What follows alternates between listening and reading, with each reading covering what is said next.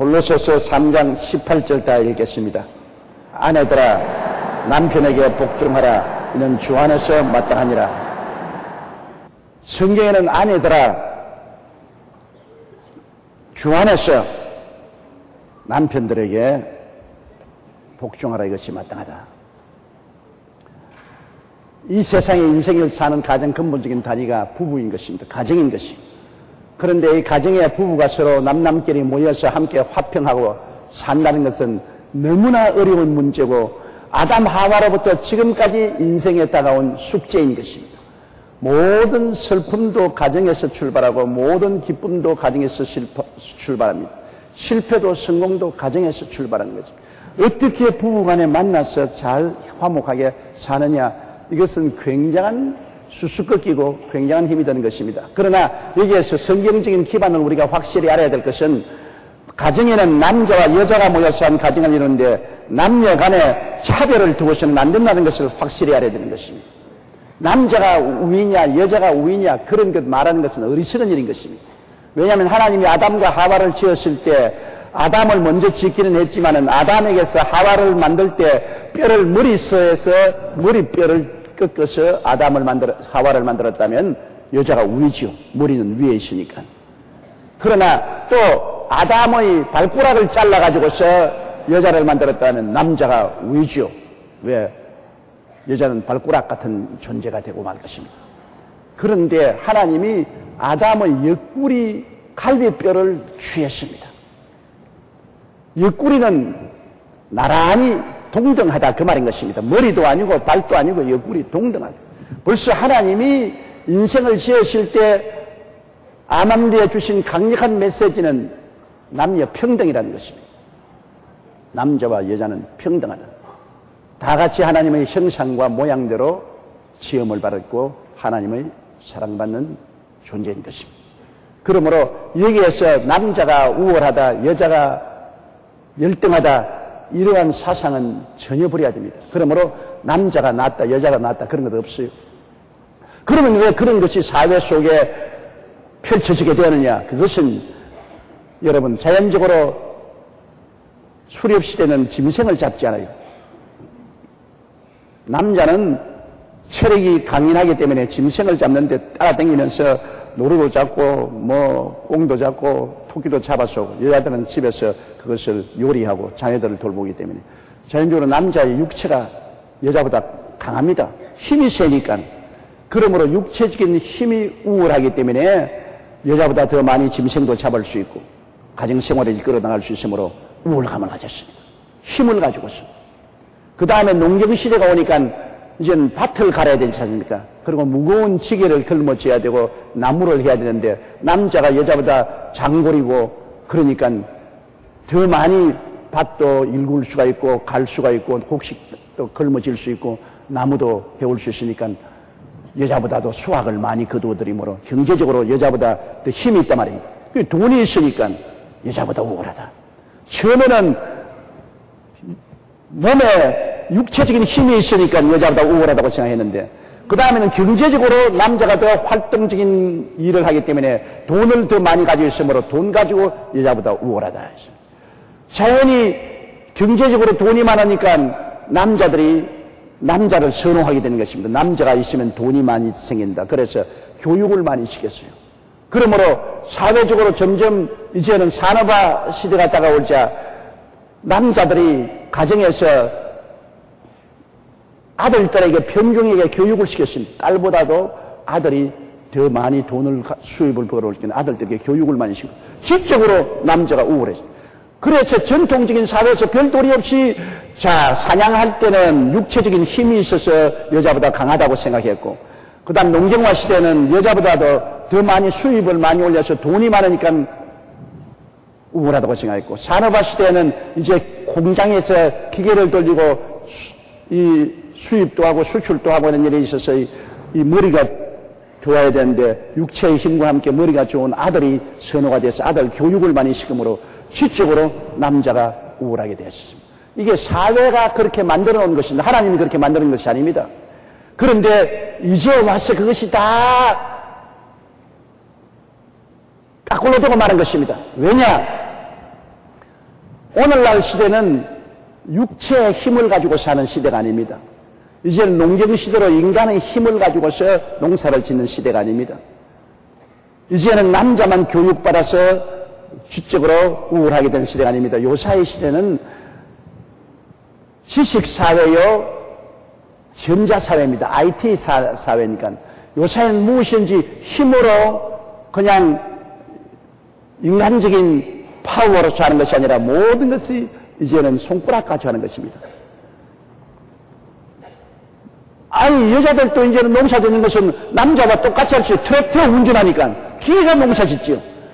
트랙터 운전해가지고서 기계로가 모두 심고, 트랙터를 가지고 수확도 하고, 탈곡도 하니까, 뭐 남자가 여자보다 힘이 있다고 자랑할까 안 그런 것은 힘은 기계가 가지고 있지, 사람이 가지고 있지 않습니다. 그리고 건축 현장에도 높은 크레인이 올라가서 건축자재 올려서 짓는 것도 여자들이 크레인 위에 올라가서 크레인 조정 다 합니다. 여자들이 자동차도 운전하지요. 비행기도 조종하지요. 또 컴퓨터는 남자 뺨칠만침 잘한단 말입니다. 모든 컴퓨터가 오늘 사회 전반적인 상황을 움직여가는데 그 컴퓨터는 여자들이 뭐 손가락 날래게 컴퓨터를 이러기 때문에 오늘날 사회는 이제 남자가 중심이 되는 사회가 끝장이 났습니다. 이제는 여자들이 파워를 가지게 됐어요. 이래서 직장도 남자보다 못할 리도 없고, 교육도 남자보다 못 받을 리도 없고, 돈도 남자보다 적게 가질 리도 없고, 뭐 사업도 남자가 못할 일이 없고, 이제는 남자가 큰 소리 하다가는 한 길로 왔다가 7길로 도망칠 때가 왔습니다. 왜 집에서 돈 가지고 또 큰 소리 하다가 여자가 아이고 너하고 안 살겠다고 보따리 타면 그뿐입니다.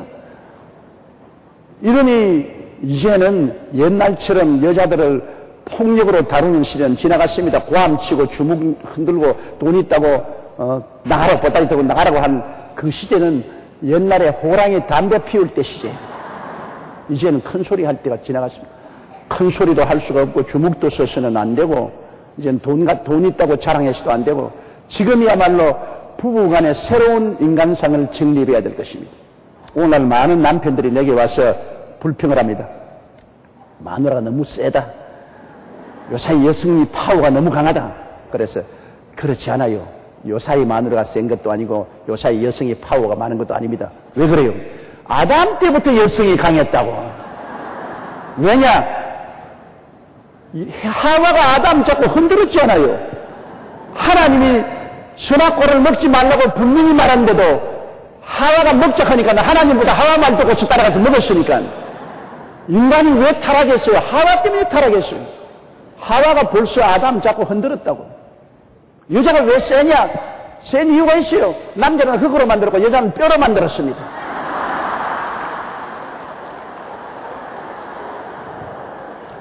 남자는 흙을 취해서 하나님 만드는데 여자는 남자의 뼈를 취해서 만들었으니 뼈가 흙보다 얼마나 단단합니까? 그러므로 남성 동지 여러분 여자하고 부딪히지 마시고 부러진다고. 흙이 뼈에 부딪히면 난도질이 난다고.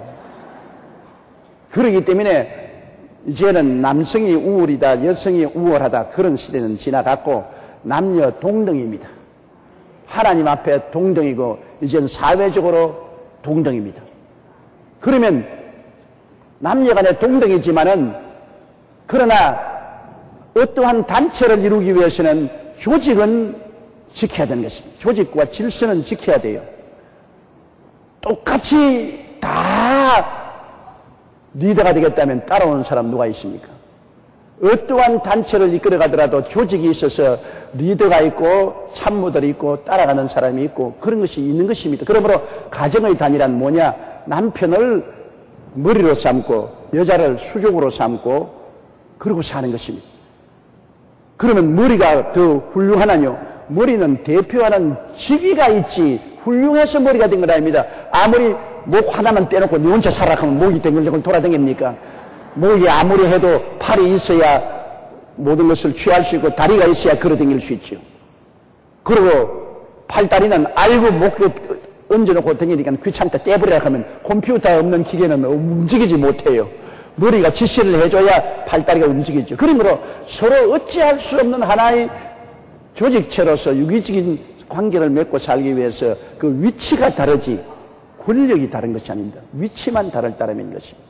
그러므로 남편은 한 가정의 머리가 되고 리더가 되고 아내는 그 뒤를 받들어주는 수욕이 되는 것입니다. 가정이라는 한 수레를 이끌어 나갈 때 둘이가 다 앞서 끌 수는 없잖아요. 남편이 끌고 아내는 뒤에서 밀어주는 이런 지위가 다릅니다. 위치가 다르지 인격적인 차이가 있거나 인권적인 차이가 있는 것은 절대로 아닙니다. 그러므로 우리 성경 말씀에 남녀는 동등하게 지음을 받았으며 동등한 인권을 가지고 있고 동등한 DNA를 가지고 있으나 한 가정을 이룰 때는 아내는 남편의 머리가 되어서 리더십을 발휘해서 이끌어가고 아내는 복종하여 따라가야 되는 것입니다. 이끌어가는 사람하고 따라가는 사람이 있어야 한 단체가 이루어지는 것입니다. 물론 남편이 이끌기 전에 충분히 인원해서 어느 광장으로 갈 것을 인원을 해서 합의를 하고 이끌어가야지 지멋대로 이끌어가는데 뒤에서 밀어주지는 않지 않아요. 누구나 요사이 사회에 마누라 허락 안 받고 이끌어가다가는 박살난다고 그냥 뒤에서 나 안 밀어주니까 니 혼자 이끌어 가거라. 혼자 어떻게 이끌어 갑니까? 아내가 뒤에 밀어줘야지. 그러므로 둘이가 충분히 서로 인원해서 대화와 타협을 통해서 그래서 갈 방향을 함께 결정을 해놓고 난 다음에 이끌어가는 것입니다. 여러분 일본 사람하고 한국 사람의 다른 점이 있어요. 제가 일본에서 10년 동안 선교를 했기 때문에 잘 아는데 일본에서는 무슨 일을 계획할 때는 위원회가 모이는데 아침에서 저녁까지 토론합니다. 모든 사람이 이야기를 다 해요. 다 하고 했던 말 또 하고 했던 말 또 하고 했던 말 또 하고 그러고 난 다음에 또 점심 먹자 먹고 난 다음에 또 모여서 또 했던 말 또 하고 했던 말 또 하고 했던 말 또 하고 그러니까 나중에는 전부 다 지쳐가지고서 이견이 하나로 뭉쳐져요. 나중에 할 말 다 하고 난 다음 이견이 하나로 뭉쳐져 나와가 그 다음에 결정하면 일사불란하게 그 길로 나갑니다. 그게 우리 한국 사람들인데 한국 사람 책 모이면 선배나 리더가 이렇게 결정했다 땅땅땅 따라오느라 잔소리하지 마라. 뭐 잔소리하냐. 선배가 시키면 따라오는 것이지 리더가 하면 따라오는 것이지. 뭐 다른 사람 말도 할 여가도 안 주고 의견을 표출할 시간도 안 주고 그냥 리더십을 바라니까 아이고 일본 사람 일주일 동안 앉아서 아이고 웃기네. 우리는 1시간 만에 결정해버리는 것을. 그러는데 나중에 일을 시작하고 난 다음에 한국 사람은 뒤에서 쥐어 튼단 말입니다. 일본 사람들은 한번 결정하면 일사적으로 나가는데 한국 사람은 뒤에서 자꾸 쥐어 털고 발 걸고 잔소리하고 안 따르고 모래알처럼 흩어지고 결국에는 일이 성사되지 못하고 중도에서 포기되는 일들이 많습니다. 이러므로 충분히 미리 서로 토의하고 대화해서 아직 그냥 결정이 안 나가던 밥 먹고 또 대화하고 밥 먹고 또 대화하고 부부간에 결정할 때 남편이 마음대로 결정하지 말고 부인하고 대화를 하되 한 달 동안 안 되거든 1년도 하라고요. 어디로 이사 갈 것이냐, 사위를 어떤 사람 얻을 것이냐, 누구에게 시집을 갈 것이냐, 애들 학교를 어디를 보낼 것이냐, 무슨 사업을 할 것이냐 이런 것을 남편 혼자 결정해서 여보 당신 따라. 그럼 부인이 삐뚤어져 가지고서 입이 이만큼 나와 가지고서 마음대로 해. 내가 왜 따르기는 왜 따라. 너 하는 대로 해봐. 그렇게 되면 만사가 안 되잖아요. 뒤에서 뜨거운 마음으로 밀어주고 앞에서 즐거운 마음으로 끌어주면 두 사람이 연합하면 못할 일이 없지 않아요. 성경에도 두 사람이 땅에서 합심하여 구하면 하늘에 계신 아버지가 이루는데 마누라 따로 기도하고 남편 따로 기도하면 하나님 시끄럽다 시끄러워 나 안 들어주겠다 골치가 아프다 그렇게 하실 거 아닙니까? 남녀가 합쳐가지고 기도하면 왔다 너희 합쳤구나 알았어 두 사람이 땅에서 합심하여 구하면 하늘에 계신 아버지가 들어주겠다 했으니 들어주마 그렇게 되지 않습니까? 그러므로 충분히 대화를 해야 돼. 남의 말을 들을 줄 알아야 돼. 요사이 가정에 큰 분쟁이 생기는 것은 남편이 일방통로로 말할 때가 많습니다. 남편이 그냥 부인에게 자꾸 말을 하고 그 다음에는 부인이 듣둥 말둥차게 결정하고 앞으로 나가버리는 것입니다. 그런데 요사이는 이제 또 남편보다도 오늘 시험 보니까 부인이 말을 많이 한다 그래요. 요사이 가정의 큰 분란은 남편은 별로 말을 안 듣고 부인이 일방적으로 말을 해서 남편이 아니 목욕을 흔들고서 집에 안 들어오려고 마누라 잔소리에 시끄러워서 견딜 수가 없다고. 서로 대화를 해야 돼요. 오늘날 가장 큰 문제는 대화 시간이 없습니다. 남편은 사업에 바쁘고 시달린다고 해서 집에 들어오면은 그냥 밥 먹고 난 다음에 텔레비 보고 신문 보고 있습니다. 부인이 여보 이야기 좀 하자. 텔레비 좀 봐야지 시끄럽다. 신문 보고 신문과 텔레비가 친구입니다. 그럼 부인은 부인대로 외롭고 고독하죠. 이래서 대화가 안 되죠. 부인도 부인대로 자기 세계를 따로 가지고 있고, 남편은 남편대로 따로 세계, 자식은 자식대로 세계를 따로 가지고 있고, 대화가 안 되니까 점점 거리가 멀어지고, 나중에는 오해가 들어오면 분열이 생기는 것입니다. 대화를 많이 해야 되는 것입니다. 많이 만나서 쓸데없는 이야기를 자꾸 들어줘야 돼요. 자기에게는 쓸데없어도 상대는 중요하게 생각하니까, 그러므로 쓸데없는 이야기하는 것도 자꾸 들어야 돼요. 들어주고, 또 나도 말하고. 그래서 서로 대화를 통해서 수용할 건 수용하고 못할 건 못하고 이해와 동정과 사랑으로 결론에 도착해야 되는 것입니다. 어린아이도 안 가지요, 여러분. 어린애라고 해서 말하면 시끄럽다. 어른들 이야기하는데 무슨 잔소리냐. 가만히 있어. 저 건너방에 가서 텔레비나 봐. 숙제나 해. 그러면 애들이 상처 입지요. 그 상처는 오래 갑니다. 저는 중학교 때 입은 상처가 지금도 마음에 있어요. 중학교 2학년 때 부산 구라운드에서 야구 시합을 했습니다. 그때 동네 중학하고 부산 상고하고가 어마어마한 라이벌이었었습니다. 우리 대통령 나온 부산 상고 말입니다. 저는 동네 중학교 때 있는데. 그래서 일진일퇴한데 그때 굉장한 시합이어서 우리가 그냥 박수를 치고 뛰고 꿀리고 야단내서 그라운드에서 그날 야구 시합에 동네 중학교가 이겼습니다. 그러니 내가 얼마나 흥분을 해가지고서 부산 대신동에서 범일동까지 걸어왔다고요. 와가지고 집에 오니까 아버님하고 동리 사람 몇 사람 모여서 이야기하기 있는데 그것도 모르고 뛰어들어서 아버지 오늘 야구 시합에 동네 중학이 이겼다고요. 이겼어.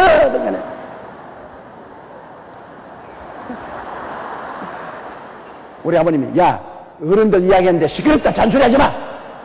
들어서 공부나 해. 그 아버님께서 동리 사람들하고 모여서 반상회를 했는지 그런 거 하는 것 같아요. 중요한 일이니까 내 중학교 2학년짜리가 와서 고함을 치고 들어오니까 어른들 이야기하는데 시끄럽다고 넌 방에 들어서 공부나 해라는 말은 정상적으로 할 수 있는 말이지만은 나는 그때 타격을 입었습니다. 얼마나 타격을 입었던지 내가 방으로 들어가면 혼자 어른이라고 큰 소리 하네. 나도 빨리 어른 돼야지. 두고 봐라. 나도 빨리 어른 돼야지. 그런 마음이 생겼는데 그 상처가 이른이 된 지금도 있다고. 지금도 우리 아버님 보면 내 마음속에 감정은 없지만은 무슨 생각이 떠나면 야구 시합이 이겼다 하는데 아버지가 내 말 안 들어줬지. 그 말 지금도 가슴 속에 그것이 엉어리가지고 있어요. 그러므로 대화는 반드시 해야 돼. 쓸데없는 소리 한다고 시끄럽다 그 말 하지 말아야 돼. 부인이 남편에게 조잘조잘 말할 때 남편에게는 시끄러운 소리가 들리지만 부인에게는 심각한 말이란 말입니다. 자기 마음에는. 그러니까 들어줘야 돼. 시끄러운 말이라도 들어줘야 돼. 속으로 참 쓰레기 같은 말 한다. 그건 지 속으로만 생각할 일이지 겉으로는 그러지 말고 알았어. 고개 끄덕끄덕하고 관심을 기울여줘야 돼. 또 남편이 무슨 자기 변명을 말하고 쓸데없는 말을 해도 부인이 제가 거짓말한다는 걸 분명히 알면서도 제가 거짓말하고 입에 침도 안 묻히고 말을 한다. 알면서도 거짓말하지 마. 입에 침도 안 묻히고 말을 하네.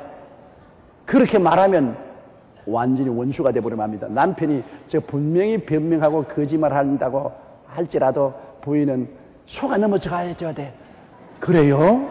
아 그래요? 남편이 되게 거짓말할 때는 코를 만져요. 귀를 만지고. 왜? 자기가 미안하니까 또 발짱 끼고. 그 여자가 얼마나 예민합니까? 보면 알거든. 지금 왜 말을 하면서 코는 왜 자꾸 만지노? 귀 만지고 발짱 끼고. 그러면 거짓말 하는지 아는데 부인이 그 남편은 그래도 심각하게 부인을 속이려고 계획을 세워가지고서 설득하려고 하는데 이미 거짓말인 줄 다 알아도 그 자리에서 속아 넘어가는 게 좋습니다. 아 그래요? 그건 내가 오해했네. 당신 늦게 오는 건 나는 왜 늦게 오는지 몰랐는데 일이 그렇게 바빴어요? 친구하고 술 먹는 줄로 나는 오해를 했다고. 아이 술 먹기는 뭘 술 먹어. 내가 바쁘게 돌아가다가 내가 왔지.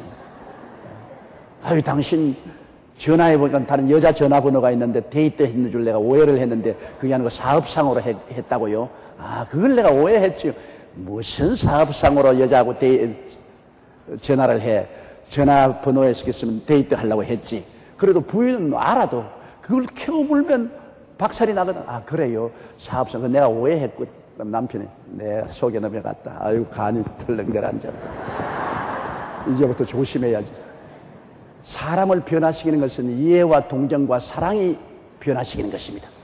이해와 동정과 사랑, 이것 이외에 절대로 이론으로 해서 싸워서 폭력으로는 절대로 상대를 이기지 못합니다.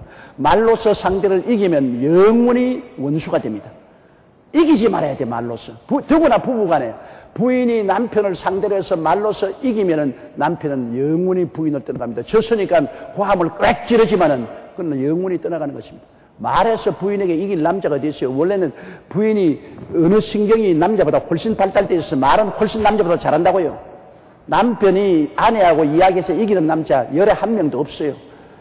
그러면 부인이 말로서 그 남편을 조잘조잘해서 코너에 몰아넣어가지고서 항복을 받았다고 해서 속에 기뻐하지 마십시오. 말로서 남편을 이기면 실제로 영원히 남편을 잃어버리는 것입니다.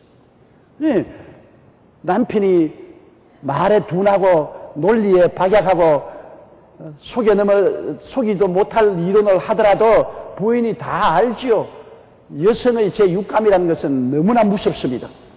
다 알고도 아 그래요? 아, 나 몰랐어요. 알았어요. 하면 그 남편의 마음이 굉장히 감동을 느낀다고. 야, 잘 속아 넘어가는구나. 우리 마누라 원래 천성이 저렇게 좋다고. 사람이 이해심이 많고 동정심이 많다. 그러나 저런 여자 박대해서는 안 되겠지. 내가 고쳐야 되겠다. 그래서 세월이 흘러가면 달라진다고. 그러나 뭐 조잘조잘 뭐 어때고 어때 어쩌고 어째 내가 이러고 저랬지 사람을 속여 내가 모를 줄 알아. 눈 감고도 천리를 다 봐. 당신 속을 환하게 들여다봐. 좋다. 네가 천리를 보면 난 말리로 도망치겠다. 말로서 이기지 마세요. 말로서 남편을 굴복시키지도 말고 남편이 말로서 부인을 굴복시키지도 말아야 돼. 가정에는 이기고 지는 것이 없어요. 남편이 아내를 이기면 찬밥 먹게 되고 아내가 남편을 이기면 빈 월급 봉투 받게 돼요. 이기지 말아야 돼. 서로 이겼다 소용이 하나도 없어. 남편도 져주고 여자도 져주고 결혼하고 난 다음에는 가장 좋은 경쟁이 뭐냐? 져주는 경쟁을 하는 것입니다. 부인도 져주면 져줄수록 내용은 이깁니다. 남편도 부인에게 져주면 져줄수록 이기는 것입니다. 이래야 가정이 화목하게 되죠. 나는 어떤 자매님의 간증을 들었는데 평소에 부부 싸움이 아주 심해서 화를 참지 못하고 뜬 눈으로 밤을 새운 부인이 하루 하나님께 기도하다가 마음에 결심을 했습니다. 안 되겠다. 밤낮으로 말을 다투고 싸워서 끝없이 불행을 가져올 수는 없다. 남편하고 화해를 해야 되겠다. 그래서 종이 쪽지를 내가지고서 남편의 장점을 다 적었습니다. 여보, 당신은 이런 점이 좋고, 아무리 나쁜 놈도 장점은 있거든. 나쁘게 보면 한없이 나쁘지만 또 좋은 점도 있단 말입니다. 좋은 점을 다 적었어요. 그래서 여태까지 내가 당신의 좋은 점을 보지 못하고 늘 시비를 그런 것을 회개합니다. 당신을 존경합니다. 딱 접어 앞에 포켓에다 탁 집어넣고 남편 출근할 때 몰래 포켓에 넣어줬어요. 그 남편이 출근을 해서 일을 하는데 평소에 부인이 전화를 안 걸었는데 때르르 전화 오니까 그러니까 아주 간드러진 목소리로 여보 그거든. 그 부인은 그 말할 때 몸에 닭살이 오르는 것을 참고서 하는 거예요. 아니 꼽지만은 여보 너무 과로하지 말고 밥 챙겨 먹고 그렇게 하세요. 이거 웬일이냐? 아이고 웬일은 무슨 웬일이요? 갑자기 당신 생각이 나서 그렇게 하는 거지요. 그러셨다고. 남편 생각에 좋단 말이야. 아유 늘 싸움이나 걸고 싸웠던 여자가 다정한 목소리로 너무 일 많이 하지 말고 밥 챙겨 먹으라 그러는데 그래 점심때가 되어서 포켓에 이렇게 손을 포켓에 보니까 종이 쪽지가 들어있거든. 종이 쪽지를 딱 끄집어내니까 당신은 나와 결혼해서 여태 이런 점이 좋고 이런 점이 좋고 이런 점이 훌륭하고 이런 점이 훌륭하고 정말 당신은 훌륭한 남편인데 내가 그것을 이해하지 못하고 여태까지 당신을 비평한 것은 참 잘못했어. 내가 회개하오. 와 이거 감동이야 감동. 이거 정말 참 해가 서쪽에서 돋겠네. 그래서 언제인지 밤늦게 들어가는 사람이 그날은 일찌감치 회사 끝나자마자 집에 들어가니까 부인이 반갑게 마주해줘서 옷을 받아주는데 안방에 들어가니까 사진 액자를 크게 남편 액자를 하나 만들어서 걸어놓고 그 밑에 우리 남편의 잘난 점하고 쫙 적어놨거든. 뭐 그래서 감동에 감동을 느끼고 와, 우리 집 사람이 이렇게 좋은 점이 있는 것을 내가 몰랐구나. 여태까지 표독하고 모리하고 아주 나쁜 여자인 줄 알았는데 그건 내가 잘못 알았구나. 그 속에 저렇게 봄눈 녹듯이 녹이고 온화하고 착하고 좋은 성품이 있었구나. 그래서 그날 이후로 남편이 부인에게 나 당신 사랑한다는 말을 직접 못하니까 사무실에 가가지고서 부인에게 편지를 썼어요. 나 당신을 얼마나 사랑하고 나도 당신을 오해한 것을 용서해달라고. 부인이 하루 편지를 떼어 받은데 남편에게서 편지가 왔거든. 편지를 뜯어보니까 나 당신에게 민구스러워서 직접 말은 못하지만은 내 당신이 이렇게 훌륭한 줄 몰랐다. 정말 이해 많고 동정심 많고 사랑이 깊은 줄 몰라서 내가 너무나 당신을 푸대접한 것 용서해 주십시오. 내가 잘못했다. 그 남편은 편지를 쓰고 여자는 액자를 붙여놓고 막 모든 오해가 사라지고 그때부터 서로 화목하게 됐어요. 사람이라는 것이 여러분 마음의 감성을 가지고서 서로 대결합니다. 더구나 부부간에는 감성적으로 대하기가 쉬우니까 감성적으로 대결하게 되는 것입니다. 이러한 것을 잘 조화를 하면은 살아갈 수 있어요. 여러분 초등학교 때 운동 경기할 때 발목을 묶어 가지고서 두 사람이 뛰는 경기 있잖아요. 그 발목을 묶어 가지고서 뛰면은 한 사람이 잘 뛴다고 해서 지 혼자 뛰면 못 뛰는 사람 자빠지가 끌고 가려고 하면 못 끌고 갑니다. 또 너무 못 끊는다고 해서 낙심해서 뒤로 자빠져 있으면 잘 걷는 사람 소용이 없어요. 저는 시골에서 가을에 운동회 할 때 부부간에 발 묶고 뛰는데 1등 하려고 한 노인 부부가 한 달을 발을 묶고 사는 이야기를 읽어보았습니다. 한 달을 잘 때도 발을 묶고 자고 밤에 남편이 화장실 갈 때는 부인이 따라 일어나서 화장실 가야 돼요. 발 묶고 와서. 세수할 때도 발을 묶어서 가고 시장 갈 때도 발 묶어서 가고 한 달을 부부가 발을 묶어서 행동해가지고서 그의 가을 운동회 발묶기 운동회 당연히 1등을 했어요. 한 달 동안 발을 묶어서 조화를 맞춰주니까 하나 둘 하나 둘 하나 둘 조화를 맞추니까 잘 뛰었단 말입니다.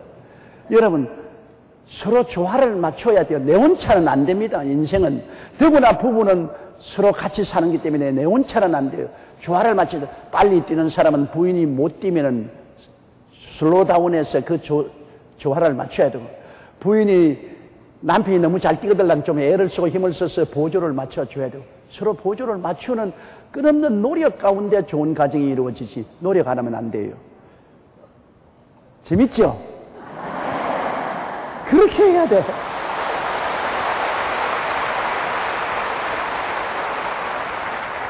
그래서 여기에 남편들의 아내 사랑하며 괴롭게 하지 말라. 이 아내 사랑하지만 사랑은 여러분 아가페 사랑입니다. 헬라어로.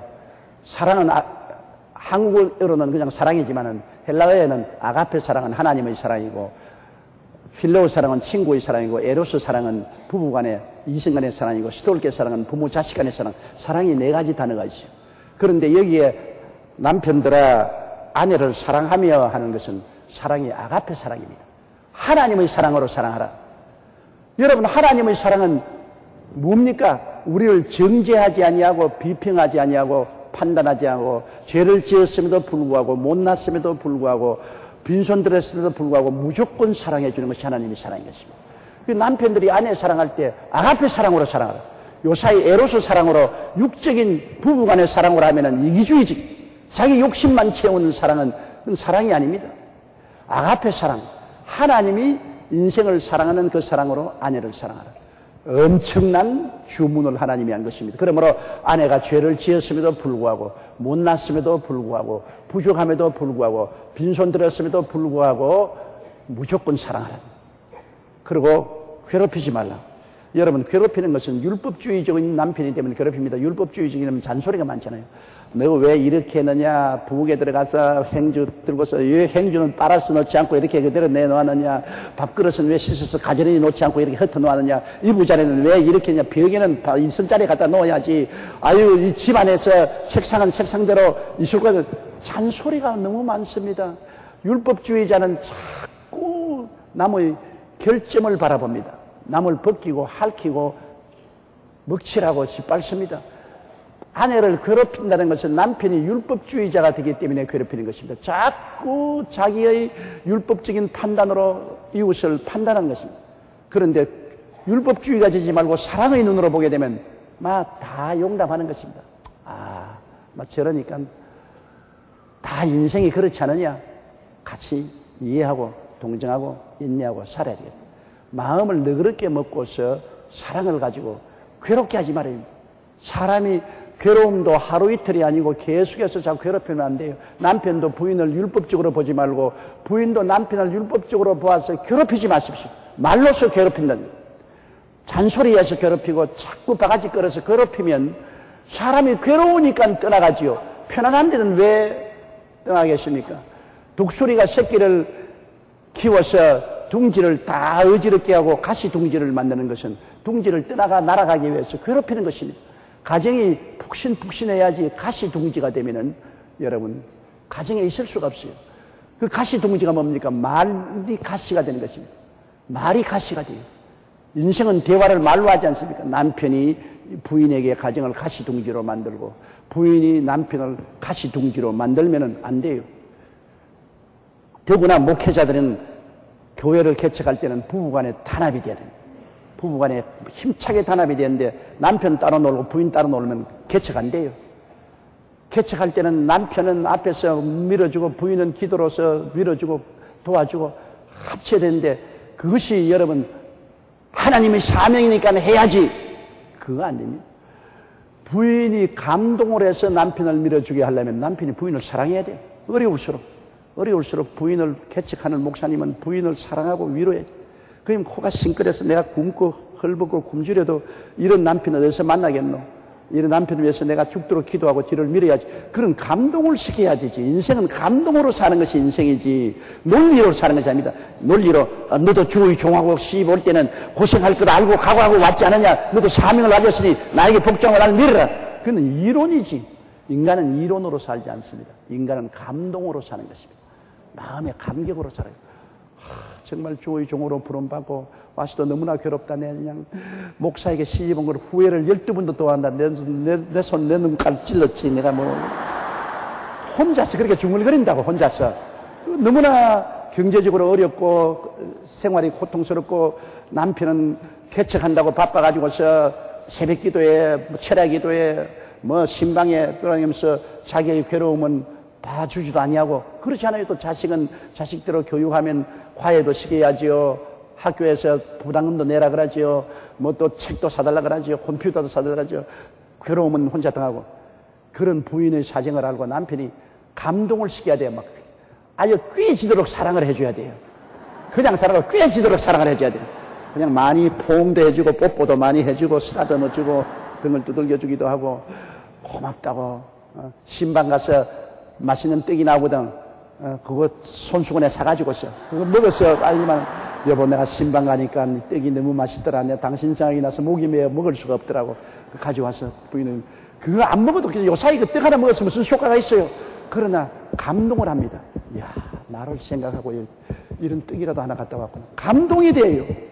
그러면 아이고 이 남편 위해서 내가 죽도록 희생하는 것은 보람이 있다. 같이 인간은 보람으로 사는 것입니다. 그 보람은 감동이 와야 보람이 있는 것입니다. 아무 감동도 안 오는데 의무만 가지고서 열심히 하라고 한다고 해서 의무만 가지고 안 되는 거죠. 마음에 감동되죠. 부인들이 대개 남편이 설교를 잘하는 데서 칭찬을 안 해요. 참 너무나 원통하고도 안타까운 일입니다. 부인이 설교하는데 요사이 초년병 개척교회 전도사 목사가 무슨 설교를 잘하겠어. 앞으로 장막에 발전해야지. 그런데 우리 교회에서 같이 자란 부인이 왜 당신은 조 목사처럼 설교 못해? 당신 설교 들으면 졸음이 와.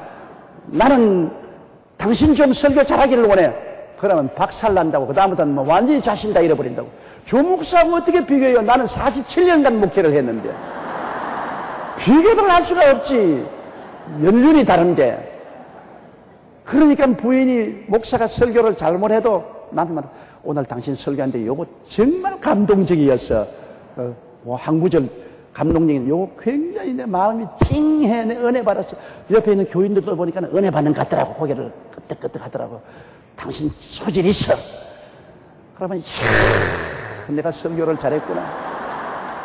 감동이 얼마나 무슨지 압니까? 내 제자 중에 한 사람이 동대문에서 교회 개척을 하는데 부인이 항상 바가지를 뒀어. 당신 설교 못한다고. 당신 설교 못해서 교회가 안 늘고 설교를 못하기 때문에 졸음이 오고. 그래서 이 사람이 낙심천만인데 하루 내가 9시 예배를 드리고서 3부 예배 올라오기 전에 오는데 이놈이 교회 예배를 안 보고 동대문에서 여기까지 왔더라고요.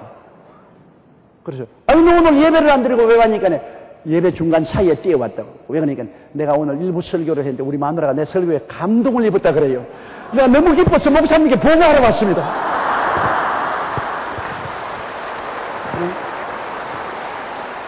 부인이 은혜 받았다는 그 한마디가 너무나 벅차가 자기 혼자 듣고 있을 수가 없어가 동대문에서 여의도까지 뛰어와가지고서 그 말 내게 보고하고 그 길로 뛰어가더라고요. 사람의 감동이란 얼마나 무섭습니까? 부인이 한마디 말에 그 사람의 운명이 달라진 것입니다. 부인이 사모는 남편을 자꾸 격려시켜야 돼. 감동을 시켜야 돼. 용기를 주고 힘을 줘야 돼. 그러면 남편이 백전불구하고 나갈 수 있어. 남편은 아내를 사랑하고 괴롭히지 말고 부인은 남편에게 용기를 넣어줘야 돼. 용기와 힘을 줘야 돼요. 사람이 못난 점도 많지만 장단점이 많이 있어요. 못난 점은 제껴버리고 잘난 점을 가지고 자꾸 격려하고 칭찬하는 것입니다. 여러분, 칭찬은 삶의 비타민입니다. 사람의 비타민이 없으면 힘을 잃어버리는 것입니다. 비타민 E, 비타민 C 얼마나 필요합니까? 칭찬은 바로 비타민인 것입니다. 여러분, 이 세상에 살면서 뭘 같이 살고 한 집안에 있으면서 밤낮 칭찬이야. 밤낮 비타민 먹어야 돼요.